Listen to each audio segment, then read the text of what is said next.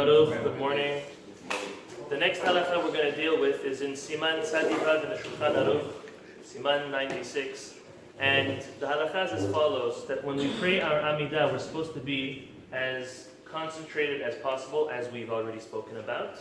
And now we're going to speak about doing things which are prohibited because they cause a lack of concentration during the Amida. It's actually equated with the Amida as well as Kriyat Shema, which we know are the two most important parts of our tefillah, of our prayer. The halacha is as follows. One is not allowed to be holding something in their hands which will cause them to have a lack of concentration. The classic example that is given is one's not even allowed to hold their tefillin or even a sefer, a book.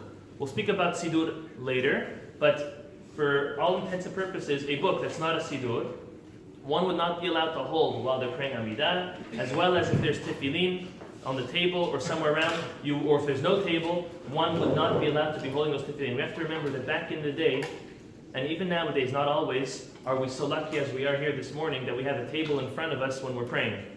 So sometimes someone would have to hold something in their hands, a book, a tefillin, something of the sort. And all of that would not be allowed because that causes a lack of concentration. Because if it would drop, whenever we're holding something, we always have in mind, if it will drop, what will happen, making sure that it doesn't drop. So for all of those reasons, one is not allowed to be holding anything in their hands while they are praying. I'll put the exception of a sidur.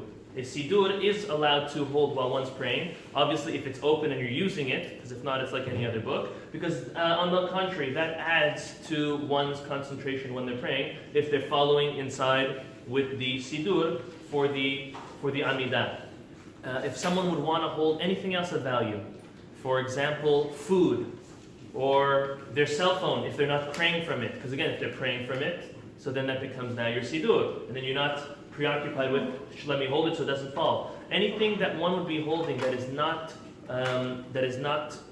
helping them pray would not be allowed during the prayer. So holding money, holding a bag, holding food, holding anything and everything that does not help for the prayer. Now here comes the question, what if someone's traveling? Let's just say, it's not so common here, but let's say in New York, someone is traveling and they have to take on a daily basis the train.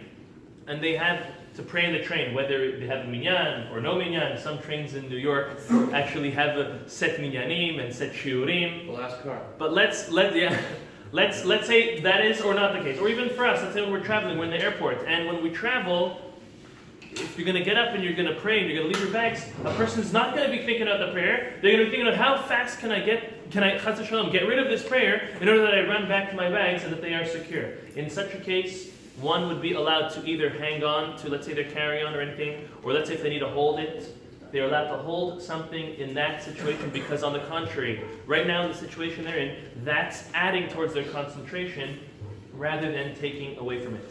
B'ezrat Hashem, tomorrow we'll deal with holding other objects such as children, such as children or other things, B'ezrat Hashem. Tonight, Mincha Arvit, and please we ask for help, Mincha